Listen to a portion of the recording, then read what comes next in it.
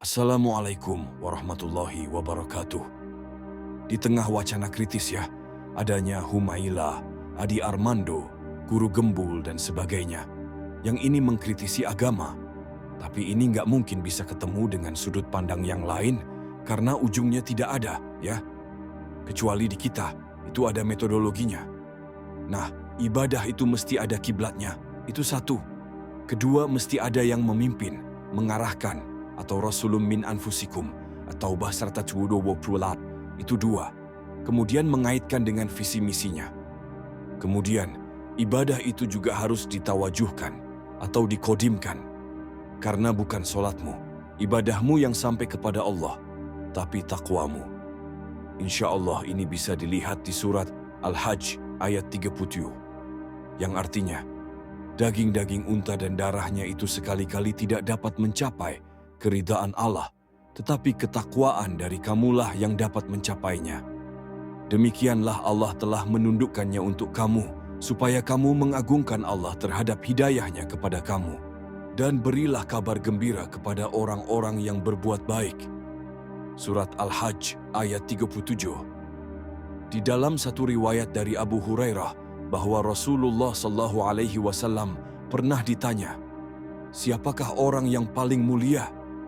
Beliau menjawab, "Yang paling mulia di antara mereka di sisi Allah adalah orang yang paling bertakwa di antara mereka." Hadis riwayat Bukhari. Nah, takwa ini adalah tentang kodim, karena nggak mungkin kita di alam baharu bisa menjangkau arsy, nggak mungkin, ya. Atau di alam relatif bisa menjangkau maha mutlak, nggak mungkin. Di alam fisik bisa menjangkau puncak metafisik, nggak mungkin, ya. Jadi, hubungan kita di alam relatif bisa menjangkau puncak metafisik. Nggak mungkin ya. Jadi hubungan kita dengan Allah itu harus melalui hubungan kodim. Itulah kenapa kita harus mencari wasilah.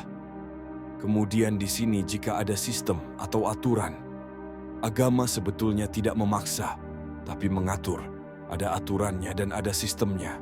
Selebihnya bebas, mau diatur silahkan, nggak mau diatur juga silahkan. Tapi resikonya kembali kepada diri pribadi masing-masing. Nah, kalau diatur dan tersistem, itu semesta akan menyantuni manusianya. Ya, akhirnya manusia akan bahagia dunia dan akhirat. Tapi kalau manusianya nggak mau diatur, nggak mau masuk sistem, maka manusianya akan menderita dunia dan akhirat. Dan sistem itu adanya di sini, yang sering kita sebut sebagai istilah metodologi ya. Nah, kalau orang di luar nggak tahu kiblat Allah itu di mana kiblatnya. Kemudian bagaimana kita mentawajuhkan amal ibadah kita? Makanya apa saja itu, ya di sini, itu mesti dilaporkan kepada guru zahir. Silakan dicek di ayat Al-Quran ya. Salah satunya ada di surat An-Nur ayat 62, yang artinya, yang disebut orang-orang yang benar-benar mukmin hanyalah orang-orang yang beriman kepada Allah dan Rasul-Nya, Nabi Muhammad. Dan apabila mereka berada bersama-sama dengan Dia, Nabi Muhammad, dalam suatu urusan bersama, mereka tidak meninggalkan Rasulullah sebelum meminta izin kepadanya. Sesungguhnya orang-orang yang meminta izin kepadamu, Nabi Muhammad, mereka itulah orang-orang yang benar-benar beriman kepada Allah dan Rasul-Nya. Maka, apabila mereka meminta izin kepadamu karena suatu keperluan, berilah izin kepada siapa yang engkau kehendaki di antara mereka dan mohonkanlah ampunan untuk mereka kepada Allah. Sesungguhnya Allah Maha Pengampun lagi Maha Penyayang. An-Nur ayat 62. Jadi apa-apa itu harus dipamitkan kepada Rasul. Apa-apa yang penting ya. Memintakan izin kepada Rasul. Nah, berarti apa? Dengan kita menyampaikan kepada Rasul, didengarnya sama dengan didengarkan.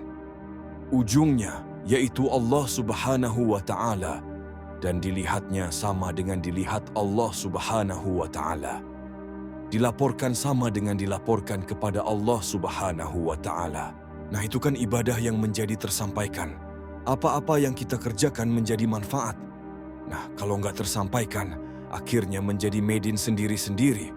Persepsi, dugaan, interpretasi. Akhirnya nggak tersistem, Nah, itu bahayanya kalau kita halus, tapi keluar sistem hati-hati. Sistem itu baku, dan selalu demikian. Ya, yang beda adalah ruang dan waktunya. Istilahnya orang-orangnya, personal itemnya. Itu beda-beda, tapi sistem agama samawi selalu sama. Kemudian garansi apa yang mempertemukan seluruh agama samawi? Itu menjadi satu, karena masing-masing agama samawi. Dulu itu umurnya rata-rata 500 tahun. Baru kemudian Islam menjadi 1500 tahun, 1400 tahun.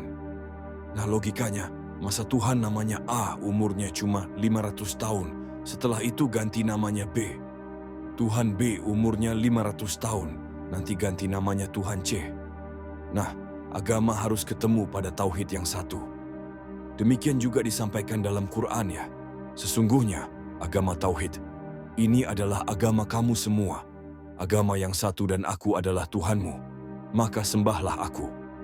Al-Anbiya ayat 92. Nah, di luar kritisi kemasuk akalan ini sudah menjadi bola liar ya, dan tidak akan bisa terjawab oleh siapapun.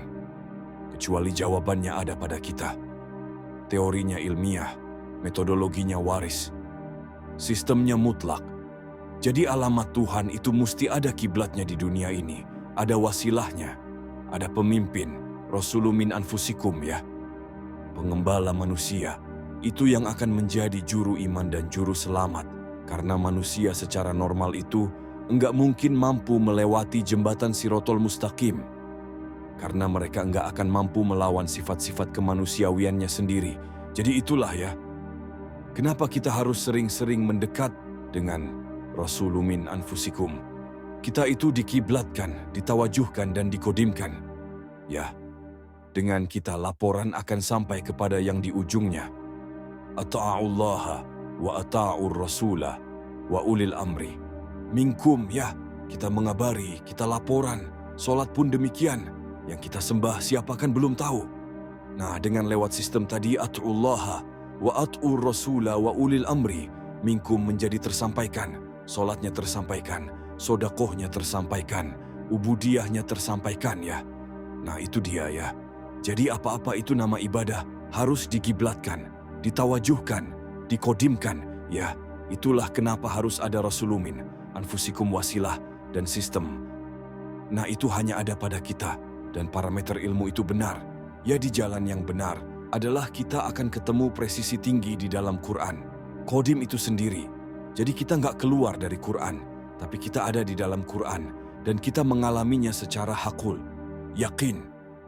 Itulah kenapa pentingnya apa-apa itu harus digiblatkan, ditawajuhkan, dan dikodimkan melalui tali wasilah dan sistemnya ata'ullaha wa ata'ur rasulah wa ulil amri minkum.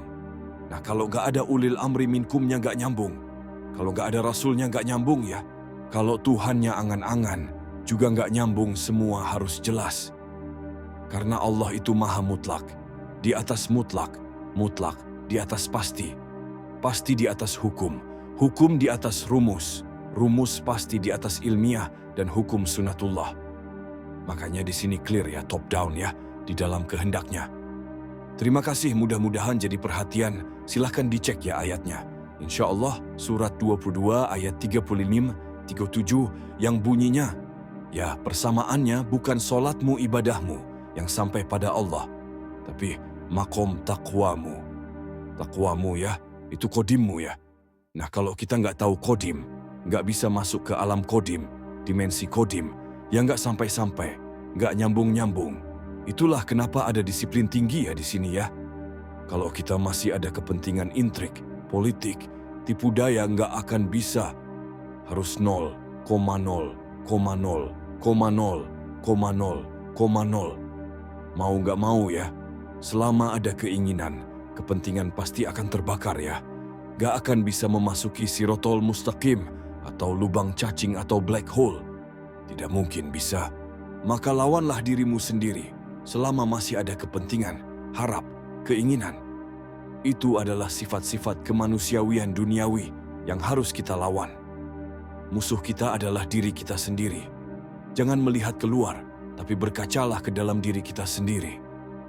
Lihat Al-Baqarah ayat 9 dan Al-Isra ayat 14. Dibaca ya, jangan cuma didengarkan saja. Memang sengaja tidak saya tampilkan ayatnya.